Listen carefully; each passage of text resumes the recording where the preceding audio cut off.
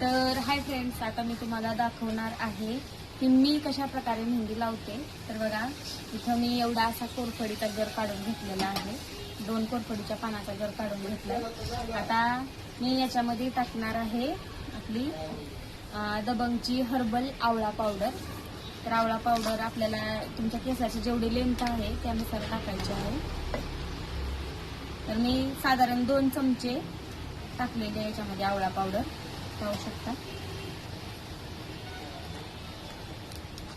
2 चमचे आवळा पावडर टाकलेले आहे. आणि आपल्याला नंतर 1 पुडी कॉफीची घ्यायची आहे. याच्यामध्ये कॉफीने केसांना छान कलर पण येतो आणि शाईन पण येते. तर कोरफड कशासाठी टाकायची असं विचारत असतात सर्वजण. तर कोरफडीनं आपल्या केसांना फाटे फुटण्याचं जे प्रमाण असतं ते पण कमी होतं आणि शाईन पण येते. आणि कोरफड आयुर्वेदिक पण असते, त्याच्यामुळं कोरफड घालायची आपल्याला.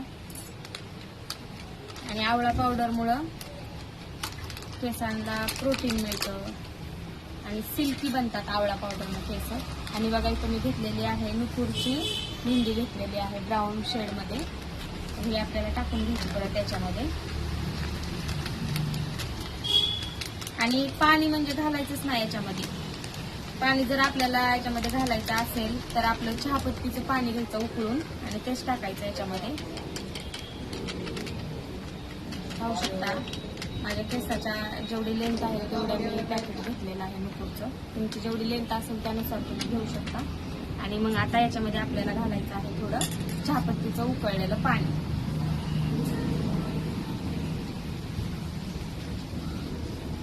आणि दही सुद्धा घ्यायचं आहे थोडंसं.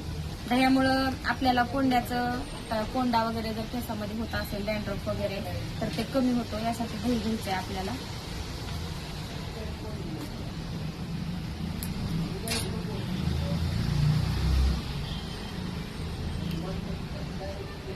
तुम्ही याच्यामध्ये अंड सुद्धा घालू शकता. जास्त सिल्की जर केस तुम्हाला पाहिजे असेल तर तुम्ही यामध्ये अंड घालू शकता. आता हे सगळं आपल्याला मिक्स करून घ्यायचंय.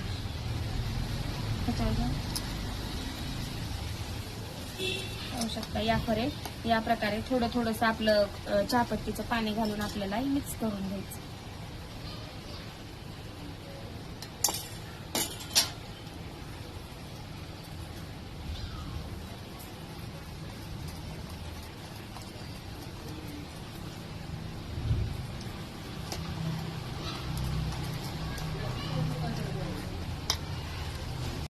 आता झालं चालेल. थोडंसं असं सरळ करा. बस.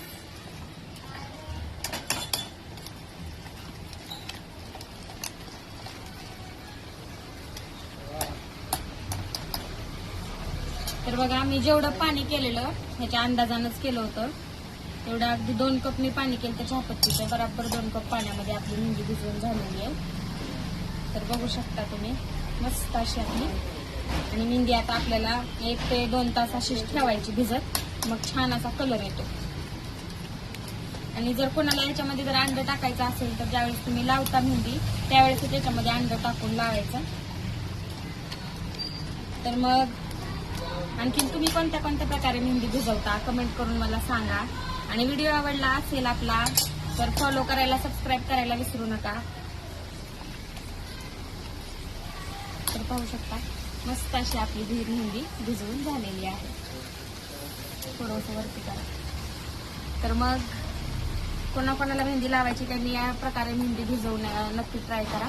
आता लावलेल्या मेहंदीचा पण मी पार्ट 2 बनवणार आहे. त्याच्यामध्ये दाखवणार आहे की मी कोणत्या प्रकारे मेहंदी लावणार आहे. आणि नंतर कलर पण आल्यास कसा दिसतो ती मी सेकंड पार्ट मध्ये दाखवणार आहे. तर बाय सर्वांना.